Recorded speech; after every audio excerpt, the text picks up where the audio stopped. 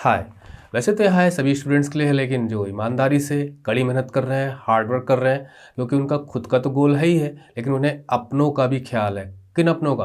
Parents हैं, teachers हैं, और भी उन्होंने किसी से कोई प्रॉमिस किया हो तो उसके लिए, और खुद की लाइफ के लिए तो वैसे भी मेहनत हमें सही दिशा में, सही स्ट्रेटजी से करनी चाहिए। तो उनके लिए एक बार है। और एमसीक्यू सीरीज़ का अभी तक का इस चैनल का ये दूसरा वीडियो है। पहला वीडियो मैंने इस परसों डाला था, जो आपने ज़रूर देखा होगा और पसंद भी आया होगा। मैं फिर आपसे कहूँगा कि एमसीक्यूज़ मैंने इस तरह से तैयार किए हैं कि आप मेरे डिस्कशन के एक एक वर्ड को ज़रूर सुनिए, समझिए, थोड़ा सा गौर करके देख लीजिए, तो बार बार आपको देखना नहीं पड़ेगा, और एक बार ऑनलाइन ज़रूर चला लीजिएगा ईमानदारी से। तो आप डिस्कशन को, मेरे एक्सप्लेनेशन को और क्वेश्चंस को ठीक से एक बार देख लेंगे, तो आप, अगर मैं आपको 10 एमसीक्यूज देता हूं तो आप 20 कर पाओगे। क्यों? क्योंकि एक एमसीक्यू से रिलेटेड जो हमारे एक्सप्लेनेशंस होते हैं, उससे और भी एमसीक्यूज बन सकते हैं। और इस ट्यूटोरियल में एंटर करने से पहले मैं बता दूं आपको कि इसमें हम न्यू कंजर्वेटिव ऑर्डर के बारे में पढ़ेंगे, उसके बाद ट्रीटी ऑफ वियना के बारे में पढ़ेंगे, और फिर रिवोल्यूशनरीज टॉपिक के तहत हम जुसेपे मजनी के बारे में भी पढ़ेंगे। इतना हम इसमें कवर कर रहे हैं, बाकी अगले के ट्यूटोरियल्स में होगा। तो चलिए, let's enter into the tutorial. तो न्यू कंजर्वेटिज्म जो बुक में आपका टॉपिक है, उससे रिलेटेड जो पहला क्वेश्चन है वो है, व्हाट वाज न्यू कंजर्वेटिज्म।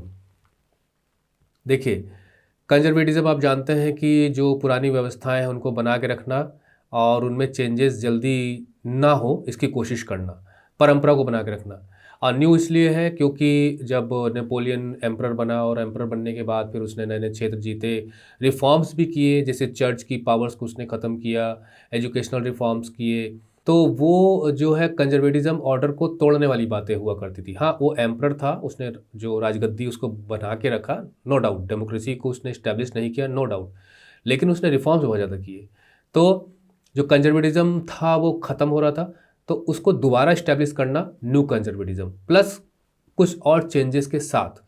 तो यही चीज़ें आपकी बुक में बताई गई हैं, उतना ही मैंने आपको बताया। बुक के अलावा कहीं कुछ आता ही नहीं है, लेकिन वो भी कंसेप्ट आपको पता होने चाहिए। तो देखिए, पहला तो है कि न्यू कंजर्वेटिज्म हम उसे कह सकते हैं, अगर आपको कोई क्वेश्चन भी हो कि न्यू कंजर्वेटिज्म क्या था, तो आपको आंसर मिल रहा है यहाँ पे कि the split to restore pre revolutionary monarchy, जो 1789 में जो क्रांति हुई थी, और उसके बाद फिर 1804 से लेके और फिर 1815 तक जो दौर था, तो उस दौरान जो कुछ भी चेंजेस हुए थे, तो 1815 में डिफीट के बाद पुनः वहीं रिस्टोर कर देना प्री रिवोल्यूशनरी मोनार्की को। Preserving the traditional institution of state and family, तो आपने पढ़ा होगा तो आप जान रहे होंगे कि हाँ, ये भी बात थी, मतलब ये भी उसका हिस्सा था, न्यू कंजर्वेटिज्म का ये भी हिस्सा था। और restoring the institution church of family, private property, social hierarchy, इन सबको इस्टेब्लिश करना ना। सोशल हायरार्की पिछली बार भी मैंने आपको बताया था कि जो है, पहले चर्च हो गया, फिर नोबिलिटी हो गई, कॉमन, तो मतलब पुराना वही सिस्टम लागू करना। एंडिंग नेपोलियनिक चेंजेस, और जो नेपोलियनिक के द्वारा जो चेंजेस थे, जैसे उसने फ्यूडलिज्म और सर्फडम को ख़त्म किया था, एक मॉडर्न आर्मी थी, और बहुत ही डायनेमिक इकोनॉमी थी। और देखिए, मैंने कहा कि मेरे एक एक वर्ड को आपको सुनना है, क्योंकि यही एमसीक्यू अलग अलग तरीके से पूछा जा सकता है। जैसे ये पूछ लिया जाए कि नेपोलियन के कौन कौन से चेंजेस को लागू करना चाहते थे, तभी मैंने क्या बताया आपको, मॉडर्न आर्मी, डायनेमिक इकोनॉमी, और abolition of feudalism and serfdom. इन सबको कुछ कंजर्वेटिव चाहते थे कि वो लागू हो, मतलब मोस्ट ऑफ द कंजर्वेटिव्स, और एफिशिएंट एडमिनिस्ट्रेशन के लिए और मॉडर्न आर्मी मेंटेन करने के लिए हमें नेपोलियनिक के कुछ चेंजेस को लागू करना चाहिए। न्यू कंजर्वेटिज्म ऑर्डर का ये हिस्सा बनाया भी गया। तो ये हो गया आपका। इसमें से तो मुझे ये फर्स्ट ए बी सी तो एकदम सही लग रहे हैं, ये गलत है, तो ये इसका आंसर हो जाएगा। और आपको मालूम है, कल मेरे पास एक क्वेश्चन पूछा गया था कि सर जो है उसमें जब 4 गोले दिए रहेंगे, फिर एक बॉक्स दिया रहेगा, फिर एक गोला दिया रहेगा, तो सर मान लीजिए, अगर मान लीजिए हमने ए को, यहाँ भी ये बी है, सी है, डी है, और हमने इसको भर दिया, तो अब लेकिन हमें लगता है कि बी आंसर है या सी आंसर है, तो हम यहाँ पे मान लीजिए सी लिख दें। तो मैंने बताया था आपको, मैंने एक वीडियो बनाया हुआ है, वीडियो का लिंक आपको वीडियो डिस्क्रिप्शन में मिल जाएगी, इसमें मैंने सब सारी चीज़ें बताई हुई हैं कि कैसे आपको आंसरिंग करनी है। तो आंसर आपको यही माना जाएगा, ये नहीं माना जाएगा। तो फिर ये पूछा मुझसे ये गया कि सर, कन्फ्यूजन था कि सर मान लीजिए हमने ए यहाँ पे सर्किल कर दिया, लेकिन आंसर हमने सी लिखा, तो क्या हमको सी भी सर्किल करना पड़ेगा? नो नो नो नो, कोई भी जो आंसर सीट आपको, जो ओएमआर सीट मिलती है, वहाँ पे एक सर्किल करने का ही आपको मतलब कि गाइडेंस दिया जाता है, 2 सर्किल का मतलब फिर वो अमान्य हो जाता है, वो एक्सेप्टेबल नहीं होता है। लेकिन यहाँ पर आपको जो करेक्शन करना हो यहाँ, तो पहले आप यहाँ पे ध्यान से पढ़ लीजिए, फिर सोच लीजिए और उसके बाद या फिर आप और भी पढ़ लीजिए, शुरू में ना भरिए, फिर 4-5-6 भरने के बाद फिर आप लौटिए, फिर इसको देख के अगर यही सही है तो देख देख के भर दीजिए, थोड़ा सा आपको मैनेज करना पड़ेगा। और चलिए, तो उसके बाद हम अगला क्वेश्चन ले लेते हैं कि जो कंजर्वेटिव रिजीम्स थी जो 1815 में सेटअप की गई थी, मतलब कि 1815 में ट्रीटी ऑफ वियना हुई, जो हम आगे लेंगे। तो उसके बाद जो रिस्टोरेशन हुआ मोनार्कीज़ का, है ना, तो जो रिस्टोरेशन हुआ तो वो किस टाइप की मोनार्कीज़ थी? देखिए, ऑटोक्रेटिक थी, हाँ थी। Did not tolerate criticism and dissent, मतलब उन्हें अपनी आलोचना पसंद नहीं थी, और कोई उनकी बात को ना माने और उनसे एग्री ना करे तो वो भी पसंद नहीं करती। देखिए, ऑटोक्रेसी का मतलब क्या होता है? मनमाना, डेस्पोटिक रूल, कोई कंट्रोल नहीं है, राजा ने जो कह दिया वही सही है, यही है ऑटोक्रेटिक रूल। आज तो ये है नहीं, इंडिया में तो डेमोक्रेसी है, इंडिया तो रिपब्लिक भी है। और कर्ब्ड मतलब रोक लगाना, और फोर्स के साथ भी रोक लगाने की कोशिश करना, तो एक्टिविटीज़ को और उनकी राज सत्ता पे, कि मतलब जैसे अभी हम हमारे हमारे हमारे यहाँ मान लीजिए चुनाव होते हैं, ठीक है, तो इलेक्शंस के बाद एक गवर्नमेंट फॉर्म होती है, तो गवर्नमेंट फॉर्म होती है तो उसके फॉर्मेशन के पीछे पीपल है, पीपल ऑफ इंडिया, तो एक लेजिटिमेट गवर्नमेंट कहलाएगी, क्योंकि वहाँ के लोगों पर जो शासन करना है तो वहाँ के लोगों ने ही शासक को चुन लिया। लेकिन जो किंगशिप होती है ना, तो उसमें पता चला कि राजा का बेटा फिर उसका बेटा, तो कोई ज़रूरी नहीं कि उतना एफिशिएंट हो, एक योग्य व्यक्ति को उसकी जगह बैठाया जा सके, ऐसी कोई व्यवस्था होती नहीं है। जो हायरार्की चली आती है, जो डायनेस्टिक रूल्स जहाँ पे होते हैं, तो उस पे प्रश्न चिन्ह खड़ा करना है कि भाई आप वो शासन तो कर रहे हो लेकिन हमारी इच्छा के बगैर कर रहे हो, हम नहीं चाहते कि आप शासन करो फिर भी आप शासन कर रहे हो, तो इस तरह के क्वेश्चंस रेज करना, वो अब हमारे देश में तो नहीं क्वेश्चन रेज होता, मतलब पीपल ये रेज नहीं करती क्वेश्चन कि ये कैसे शासन कर रहे हैं। अरे इलेक्शंस हुआ, रिजल्ट आया और ये घोषित हुआ कि लोगों ने चाहा है। अच्छा, उसके बाद लिफ्टेड सेंसरशिप ऑन पब्लिकेशंस, तो उस समय की जो ऑटोक्रेसी थी, तो कोई चीज़ छपना है या कोई नाटक खेलना है या सॉन्ग है, मेरी बात को ध्यान से सुन रहे हैं ना, ये चीज़ें इसमें लिखी नहीं गई लेकिन मैं आपको बता रहा हूँ, पूरा रिवीजन आपका एमसीक्यू के थ्रू पूरे चैप्टर का मैं करा दूंगा। तो कोई भी रेवोल्यूशन से रिलेटेड कोई भी चीज़ हो, चाहे वो लिखित हो, चाहे वो नाटक के रूप में हो, चाहे लोग बात करते हो, पसंद नहीं था, क्योंकि उन्हें लगता था कि फिर से कहीं रेवोल्यूशंस ना हो जाए। तो फ्रेंच रेवोल्यूशंस के जो आइडियल्स थे, उनके पब्लिकेशंस या उनके कोई भी रिफ्लेक्शन उस तरह का नहीं होना चाहिए। अच्छा जरा बताइए, मैंने यहाँ तो नहीं लिखा, फ्रेंच रेवोल्यूशंस के आइडियल्स क्या थे? लिबर्टी थी, और फ्रीडम की बात होती थी, इक्वलिटी की बात होती थी। अब मैंने यहाँ नहीं लिखा, लेकिन हो सकता है आपसे क्वेश्चन कोई पूछ ले, घुमा फिरा के कुछ भी पूछ सकता है। तो ये 2 एमसीक्यू का मतलब ये नहीं कि 2 ही एमसीक्यू है, इससे 4 बन सकते हैं, इससे 5 बन सकते हैं। डिस्कशन आपने सुना होगा, आप 100% स्कोर करोगे। आगे चलते हैं, और अब आता है द कांग्रेस ऑफ वियना 1815। तो ये बहुत ही इम्पॉर्टेंट टॉपिक है और बहुत इजीली, ज़्यादा दिया नहीं गया है आपके बुक में, तो समझने में भी कोई दिक्कत नहीं रही होगी। और नोट्स की क्लिप तो मैं आपको बराबर दिखा ही रहा हूँ। इन नोट्स को अगर आपको देखना है तो आप चुपचाप वेबसाइट पे जाइए, वेबसाइट का लिंक वह स्टडी मटेरियल के तहत जो लिंक वीडियो डिस्क्रिप्शन में दिया है उसको आप क्लिक करिए, जाइए स्टडी करिए। अगर नोट्स में कोई प्रॉब्लम आ रही हो तो मुझे आप ग्रुप में मैसेज करिए, मैं उस प्रॉब्लम को सॉर्ट आउट करूँगा। तो देखिए, कांग्रेस ऑफ वियना 1850 जो ट्रीटी हुई थी, तो उससे रिलेटेड जो पहला क्वेश्चन है वो है कि which of the following is not true regarding the Congress of Vienna. तो कांग्रेस ऑफ वियना से मैंने ये इस तरह के क्वेश्चन बहुत पूछे हुए हैं कि क्या चीज़ सही नहीं है। जानते हैं क्यों पूछे हुए हैं? इसलिए पूछे हुए हैं कि ज़्यादातर चीज़ें आपको इसमें सही मिल जाए, मतलब पॉइंट्स आपको बन जाए, एक प्रकार से नोट्स भी इन्हीं क्वेश्चंस में आपको मिल जाए। पता चला मैंने 4 गलत कर दिए, 3 गलत कर दिए और 1 सही कर दिया, तो उससे अच्छा है कि मैं 3 सही कर दूँ और 1 गलत कर दूँ, वो ज़्यादा बेटर रहेगा। तो दैट इज़ वाई मैं इस तरह के क्वेश्चंस दे रहा हूँ। Which of the following is not regarding the Congress of Vienna. Congress of Vienna से रिलेटेड कौन सी चीज़ सही नहीं है जो नीचे लिखी गई है? तो पहला है कि Britain, Russia, Prussia, Austria were the main participants. मैंने कहा मेरी बात को गौर से सुनते भी चलिएगा अगर यू आर सीरियस। तो जो मैंने यहाँ पे ब्रिटेन को लिखा, तो रशिया को लिखा, प्रशिया को लिखा, ऑस्ट्रिया को लिखा, ये उसके मुख्य पार्टिसिपेंट्स थे। एक प्रकार से देखा जाए तो इन्हीं की वजह से पूरी की पूरी ट्रीटी हुई। क्यों हुई, क्या कारण था, क्यों इन चारों का नाम मैंने यहाँ पे लिखा है? अरे एक कॉलिशन था। हिटलर को किसी एक मतलब देश ने, एक राष्ट्र ने एक राजा की आर्मी ने नहीं हराया था, वो मिलकर, और मिल का मतलब कॉलिशन, और कई कॉलिशन फॉर्म हुए थे, लेकिन जस्ट लीव इट, क्योंकि कुछ लोग तो यही शिकायत करते हैं कि सर आप यहाँ वहाँ भी बता देते हैं। और फिर मैं अपनी स्टाइल में चैनल्स में वीडियोज़ डालता हूँ, तो मुझे करने दीजिए ऐसा। तो ब्रिटेन, रशिया, प्रशिया, ऑस्ट्रिया, ये कॉलिशन था।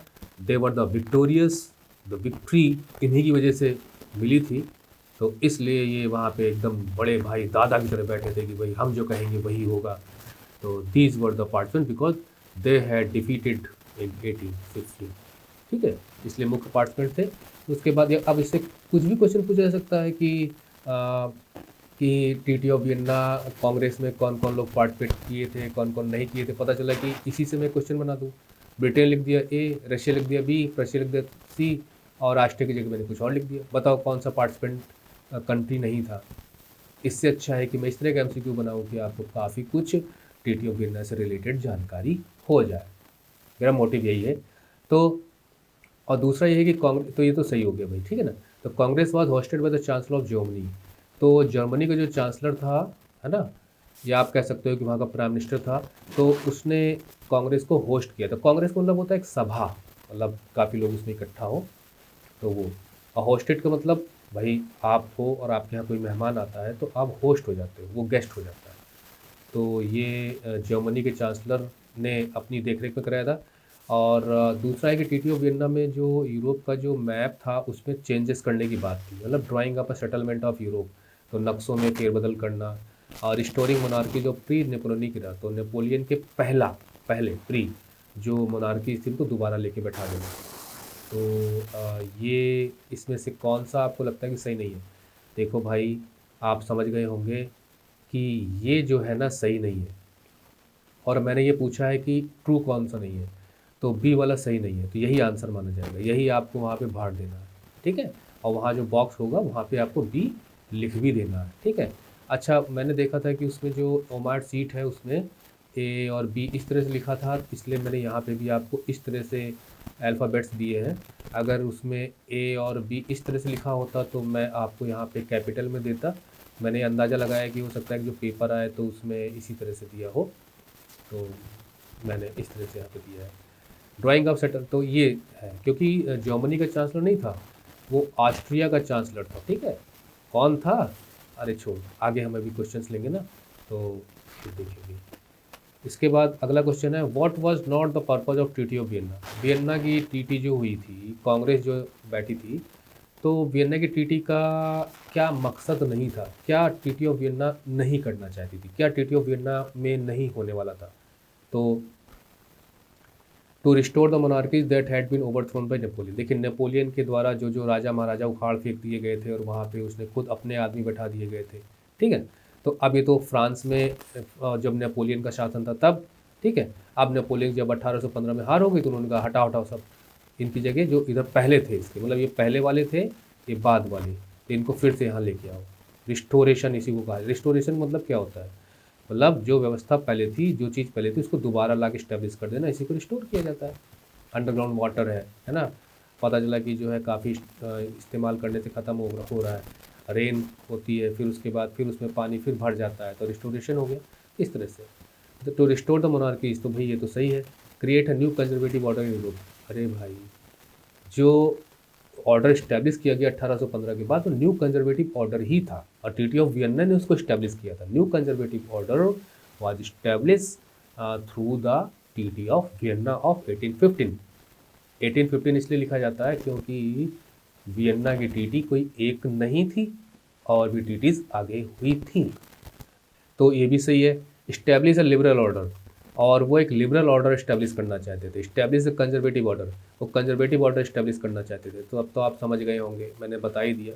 मैंने बता इसलिए दिया क्योंकि मैं आपको टेस्ट करने से ज़्यादा मैं आपको प्रिपेयर करा रहा हूँ, क्योंकि आंसर तो आपने पहले ही सोच लिया होगा क्या होगा इसका। एक्सप्लेनेशन तो हम बाद में देख रहे होंगे ना, इतने तो आप समझदार होंगे ही।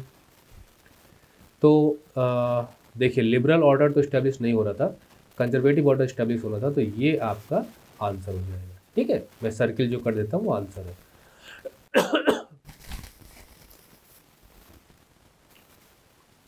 जुकाम है, खांसी है, लेकिन मैंने कहा कि नहीं, मेहनत करना ज़रूरी है।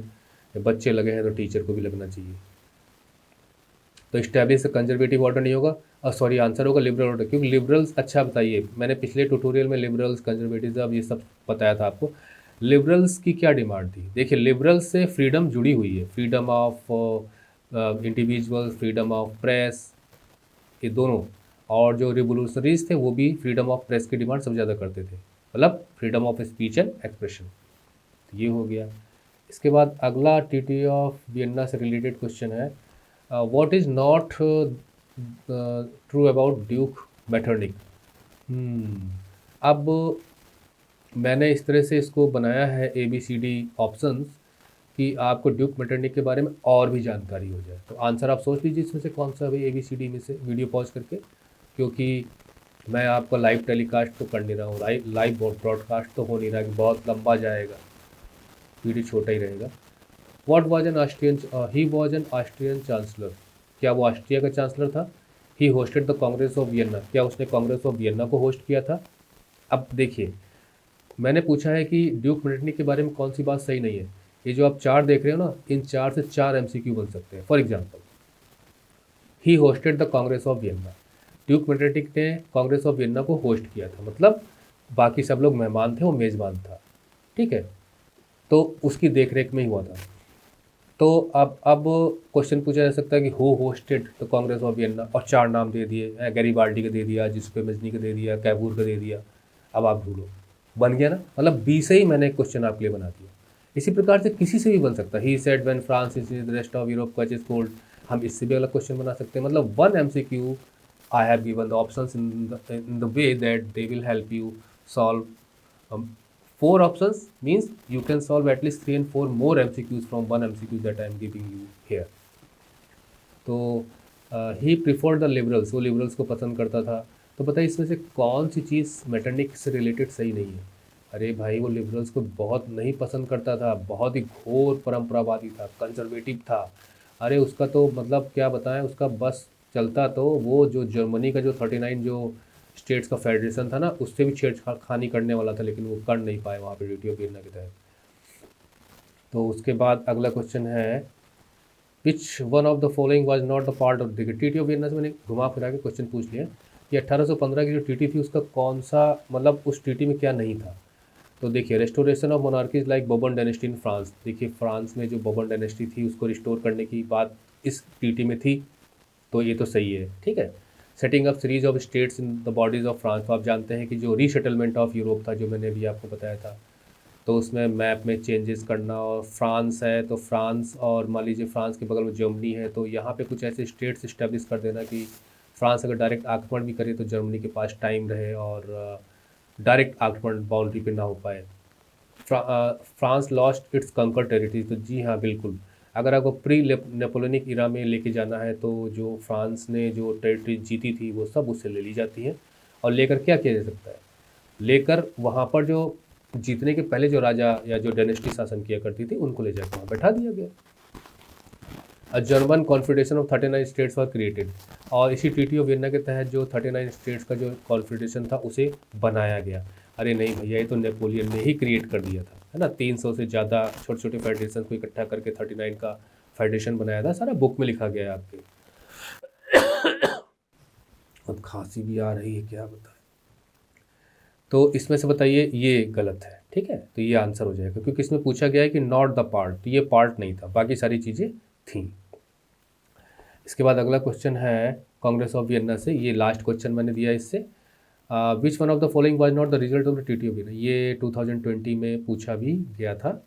तो इन सब के लिए आप वेबसाइट विजिट कर सकते हैं। और उसके बाद इसमें है कि kingdom of the Netherlands was setup in the north. अब इसको ध्यान से देख लेंगे ना, आपको पता चल जाएगा कि जो ट्रीटी में था क्या। तो नीदरलैंड्स नॉर्थ में सेटअप किया गया, भाई नॉर्थ में तो है ही है। Austria was given control of northern Italy, तो ये भी बात सही है। Prussia was given important new territory, ये भी सही है। Russia was given German confederation 39 states, no no no no no. Russia को जो कॉन्फेडरेशन था 39 स्टेट्स का, उसकी बागडोर दी गई, ऐसा नहीं था। आपको मालूम है किसको दी गई थी? अगर मैं छोड़ दूँ कमेंट्स के लिए, तो भी कमेंट्स आप लोग नहीं करते हो, क्योंकि सब्सक्राइबर कम है ना, महत्व नहीं देते आप लोग। चलिए मैं बता देता हूँ आपको। रशिया को नहीं दिया गया था। इन 39 स्टेट्स का जो फेडरेशन था उस पर जो कंट्रोलिंग थी वो ऑस्ट्रिया को दी गई थी। बाद में प्रशिया कैसे यूनिफाई करता है जर्मन फेडरेशन को इकट्ठा करके जर्मनी का एकीकरण, और किस प्रकार से प्रशियन किंग वहाँ का एम्परर बनता है, वो सारी चीज़ें जब हम जर्मनी को लेंगे यानी अगले ट्यूटोरियल में सारी बातें होंगी। तो ये आंसर हो जाएगा इसका, ठीक है।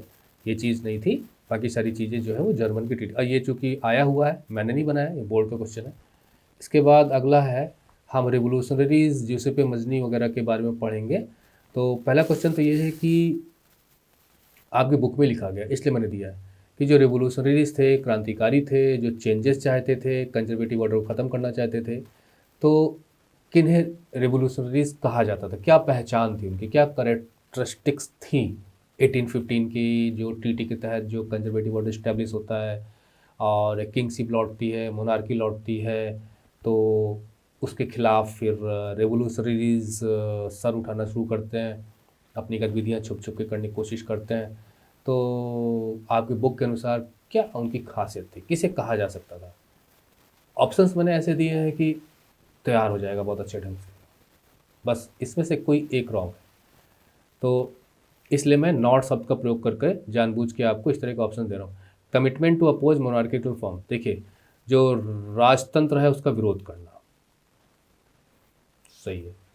Fighting for the liberty and freedom, liberty के लिए और स्वतंत्रता के लिए लड़ाई करना, संघर्ष करना, ये भी ठीक है। Considering the creation of nation states is necessary part of the struggle for freedom, कुछ समझ में आई लाइन? अभी तक आपने जो स्टडी की है, क्या अभी गौर नहीं किया इसका मतलब क्या है? इसका मतलब ये है कि अगर आप फ्रीडम के लिए स्ट्रगल कर रहे हो तो उसका मकसद यही है कि आप नेशन स्टेट को इस्टेब्लिश करना चाहते हो। Not going underground to escape repression, repression का मतलब होता है कि भाई जब कोई क्रांतिकारी और कोई हमारे अंग्रेज़ों ने क्या, हमारे क्रांतिकारी भगत सिंह जैसे लोगों को फांसी दे दी, चंद्रशेखर आज़ाद जैसे बेचारे संघर्ष करते करते शहीद हो गए, तो सरकारें दमन करती हैं, वही है रिप्रेशन।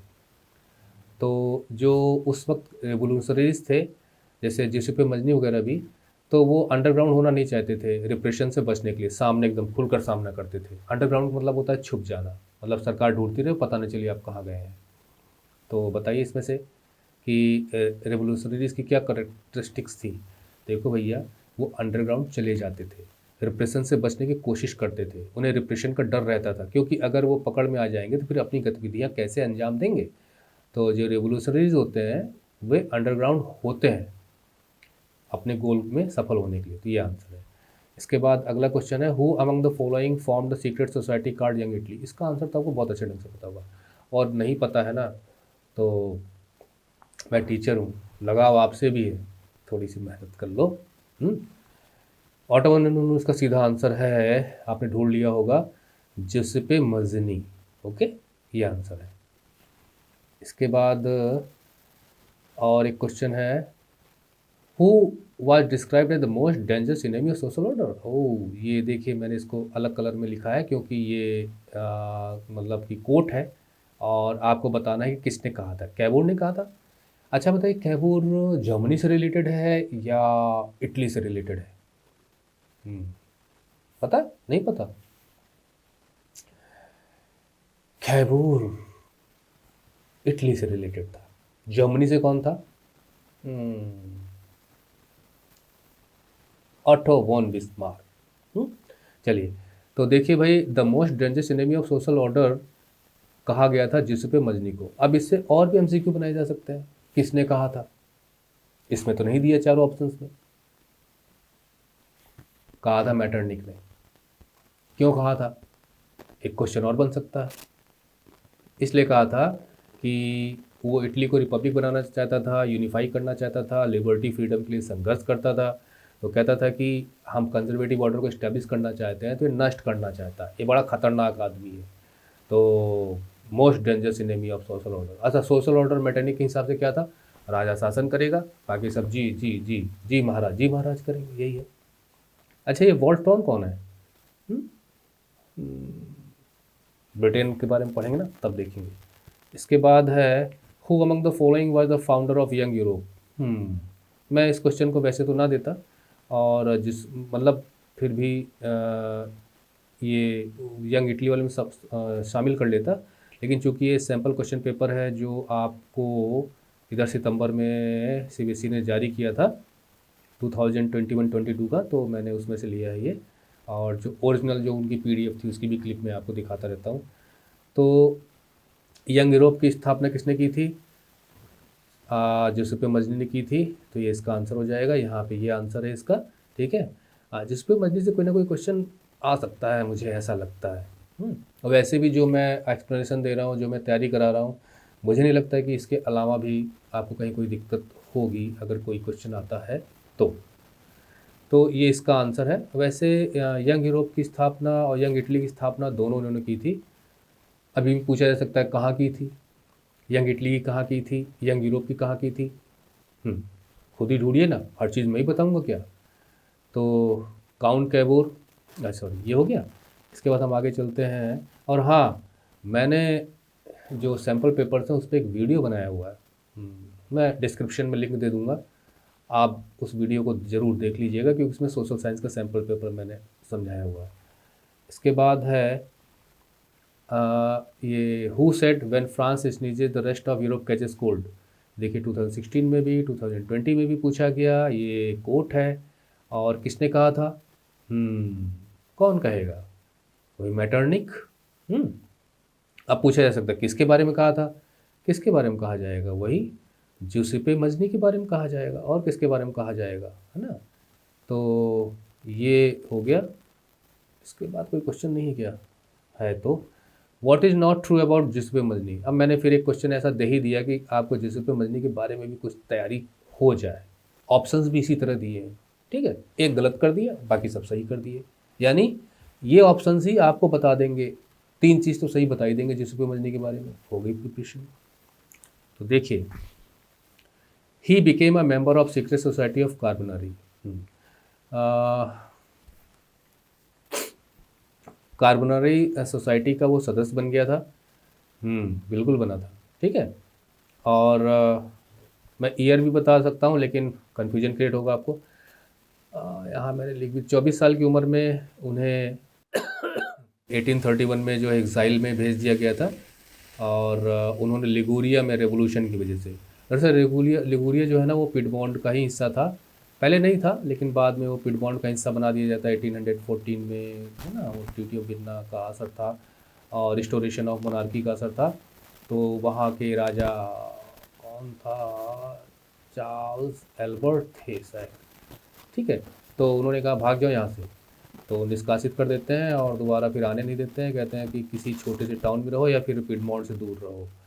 तो फिर वो यंग इटली की स्थापना करते हैं, फिर वो यंग यूरोप की स्थापना करते हैं। मार्सेल जो कि फ्रांस में है, वहाँ पे यंग इटली। और उसके बाद फिर बर्न जो कि स्विट्ज़रलैंड की राजधानी है, फिर वहाँ पे वो जाके यंग यूरोप की स्थापना करता है। अच्छा, he believe that God had intended nations to be the natural units of mankind. बिल्कुल बिल्कुल बिल्कुल उन्होंने कहा था। मैं इसको समझाने में टाइम नहीं लगाऊंगा, आप मेरे अदर ट्यूटोरियल्स को थोड़ा सा देख लीजिए भाई, आप बता देता हूँ। इसका मतलब सीधा सीधा ये है, अगर मैं आपके बच्चों वाली भाषा में बोलूँ, कि अगर मनुष्य का जन्म इस पृथ्वी पर होता है तो सीधा सीधा एक राष्ट्र में ही होना चाहिए। By birth he should be a citizen of a nation state with individual freedom, मतलब ह्यूमन राइट्स होने चाहिए वहाँ पे ये। और ही रिलेंटलेसली, मतलब रिलेंट मतलब होता है मान जाना, और रिलेंटलेस मतलब जो ना माने, यानी वो घोर विरोधी था, ज़बरदस्त। तो अपोजिट मोनार्की का वो बहुत विरोध करता था, और वो एक यूनिफाइड जर्मनी चाहता था रिपब्लिक के रूप में। तो बताओ भैया इसमें से कौन सी चीज़ सही नहीं है? समझ गए आप? ये सही नहीं है, क्योंकि वो इटली का रहने वाला था, जिनोवा में उसका जन्म हुआ था, और इटली की यूनिफिकेशन की बात करता था कि उसकी एक रिपब्लिक बनाना है, ठीक है। और हालांकि रिपब्लिक कहाँ बन पाया, वहाँ पे तो किंगशिप इस्टेब्लिश हुई, और इमेनुअल साहब वहाँ पे जाके बैठ गए गद्दी पे। इससे बहुत नाखुश था मजनी, और फिर वो शामिल नहीं हुआ, फिर बाद में डेथ भी हो गई।